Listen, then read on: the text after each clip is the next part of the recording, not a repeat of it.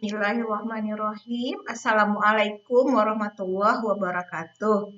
Selamat berjumpa kembali Ananda. Kaifa haluk? Semoga antum dan antuna semuanya dalam keadaan sehat walafiat dan selalu dalam lindungan Allah Subhanahu wa taala. Amin ya rabbal alamin.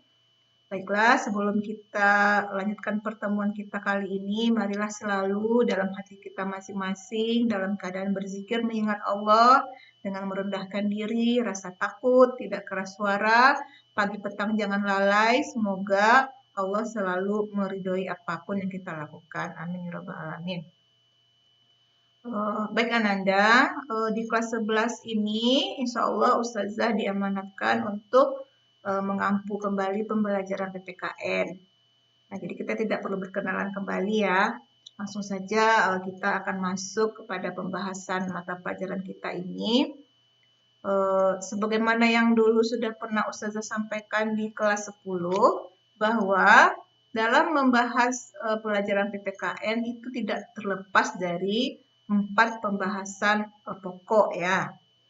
Jadi pembahasan atau pelajaran dalam PPKN itu baik di tingkat SD, SMP, SMA, dan seterusnya itu pasti berkaitan dengan keempat hal ini.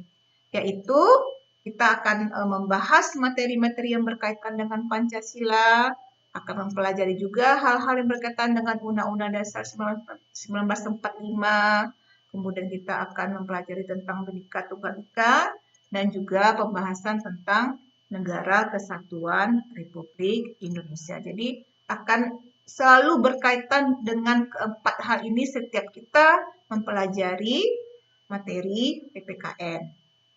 Nah, berikutnya, sebagaimana yang sudah Ustazah sampaikan kepada Ananda pada pertemuan pertama minggu yang lalu, untuk pembahasan materi atau KIKD, kompetensi inti dan kompetensi dasar mata pelajaran PPKN selama 1 tahun ini, itu terbagi 2 semester.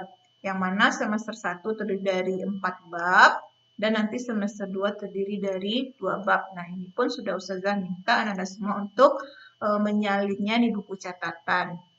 Baru beberapa orang yang menyerahkan tugasnya, yang lain segeralah kirimkan tugas tersebut.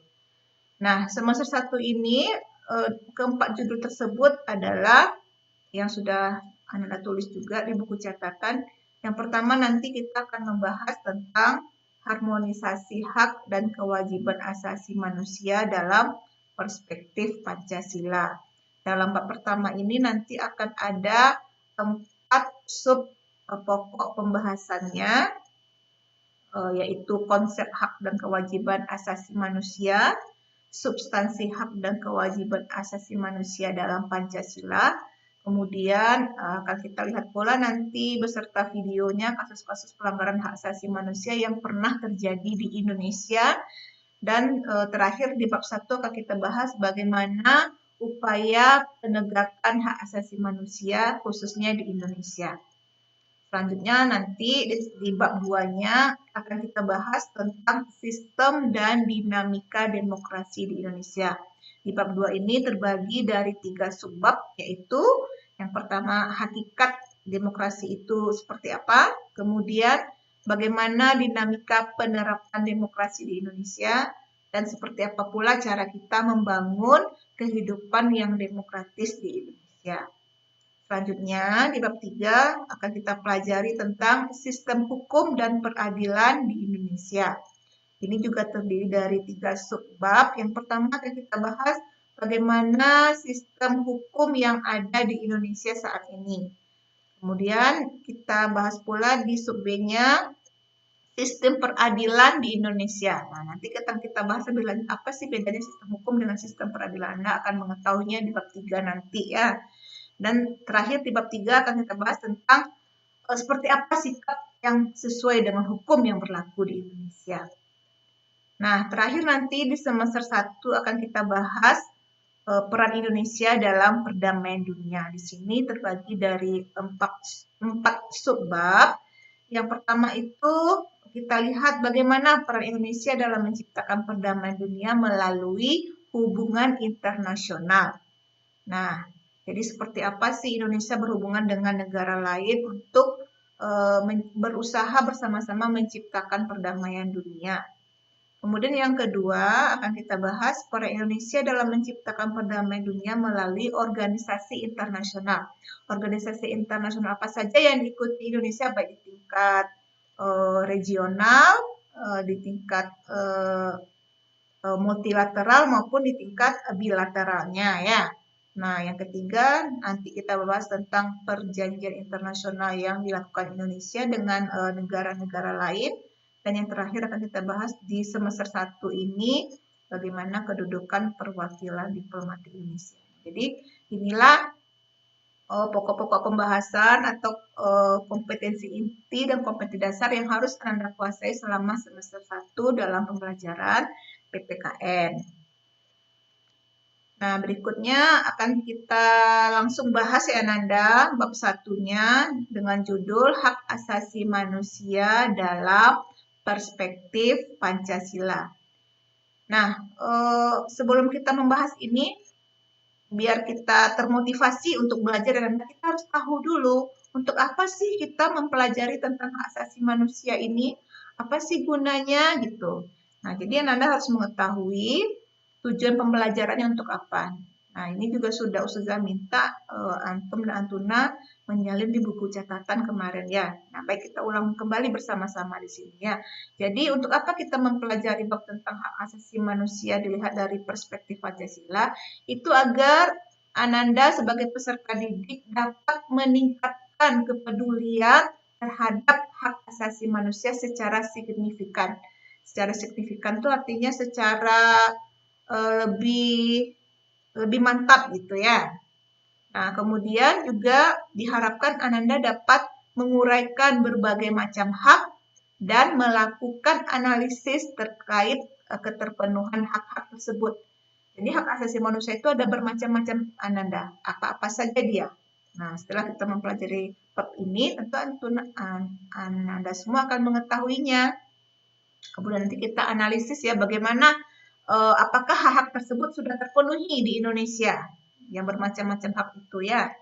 Nah, seterusnya tujuan pembelajaran kita di bab 1 ini diharapkan Anda dapat memanfaatkan teknologi untuk mencari informasi tentang pelanggaran HAM yang pernah terjadi di Indonesia. Tentu dengan melihat contoh-contoh pelanggaran HAM yang pernah terjadi di Indonesia ini, kita berharap hal itu tidak akan terjadi lagi di masa yang akan datang. Atau dapat kita ambil pelajarannya bahwa oh ternyata yang seperti ini adalah pelanggaran HAM, tidak boleh lagi kita lakukan gitu ya.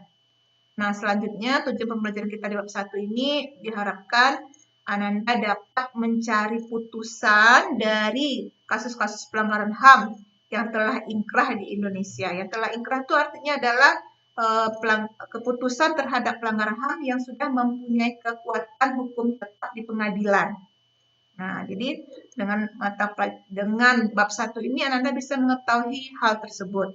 Seterusnya, dalam pembelajaran ini kita harapkan Ananda dapat menghormati dan menghargai hak asasi setiap orang dengan penuh tanggung jawab.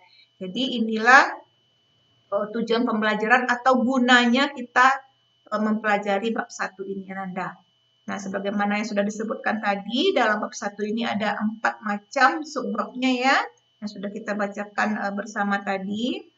Nah, berikutnya kita lihat ya Nanda, sebagaimana yang sudah saya sampaikan tadi bahwa hak asasi manusia itu ada bermacam-macam ya. Nah, jadi dalam contoh gambar ini, kebebasan menyampaikan pendapat itu merupakan salah satu hak yang melekat pada setiap diri manusia. Nah, berikutnya muncul pertanyaan, apakah hanya hak kebebasan mengemukakan pendapat saja yang melekat setiap individu? Apakah ada hak yang lain? Nah, tentu ada ya. Nah, ini akan kita bahas nanti. Kemudian, bagaimanakah pelaksanaan hak asasi manusia di Indonesia saat ini? Nah, mungkin dari Antum dan Antuna juga akan timbul berbagai macam pertanyaan lain. Nah, ini akan terjawab semuanya di bab 1 yang sub A ini. Nah, lebih lanjutnya Nanda, kita lihat dulu nih yang sub A-nya seperti apa sih hakikat dari hak asasi manusia. Nah, kita awali materi ini dengan membahas apa definisi dari hak asasi manusia. Nah, di Indonesia Ananda ada undang-undang khusus yang mengatur ya tentang hal-hal yang berkaitan dengan HAM atau dengan hak asasi manusia ini, yaitu Undang-Undang Nomor 39 Tahun 1999, yang mana dalam pasal satunya dijelaskan bahwa HAM atau hak asasi manusia itu merupakan seperangkat hak yang melekat pada hakikat dan keberadaan manusia sebagai makhluk Tuhan yang Maha Esa dan anugerahnya yang wajib dihormati, wajib dijunjung tinggi dan dilindungi oleh negara, dilindungi oleh hukum pemerintah dan setiap orang demi kehormatan serta perlindungan harkat dan martabat manusia. Nah, ini pengertian dari HAM berdasarkan undang-undang ini. Nah, nanti Ustazah akan meminta Ananda juga untuk menyelidiki di buku catatan, akan Ustazah kirimkan dalam bentuk PDF ya. Nah, Ananda, dalam pengertian hak asasi manusia ini nanti kita juga akan membahas apa saja unsur-unsur hak asasi manusia, sifat-sifatnya, dan seterusnya. Nah, untuk pembahasan yang berikutnya nanti akan Ustazah kirimkan juga dalam bentuk PDF. Jadi, untuk bentuk video ini sampai segini dulu pengantar pembelajaran kita, Ananda. Silakan nanti dikerjakan tugas yang dalam bentuk PDF-nya. Kalau ada pertanyaan, Anda bisa japri Ustazah. Jadi kita tutup pertemuan ini dengan sama-sama mengucapkan hamdalah. Alhamdulillahirrabbilalamin. Assalamualaikum warahmatullahi wabarakatuh.